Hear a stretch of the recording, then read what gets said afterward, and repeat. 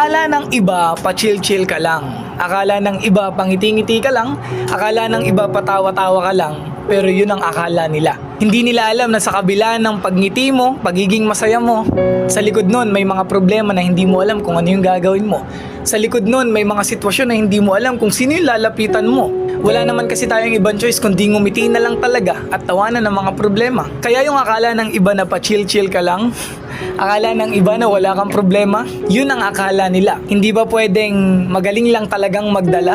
Kasi wala namang option kundi lumaban eh. Kaya ikaw na nanonood, alam ko sa kabila ng pagngiti mo, may mga problemang hindi mo alam kung paano mo susolusyonan. May mga sitwasyon sa buhay mo na hindi mo alam kung sino yung lalapitan.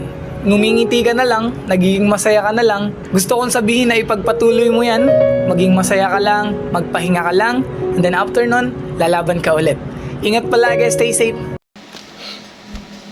Okay na to, kikita na to.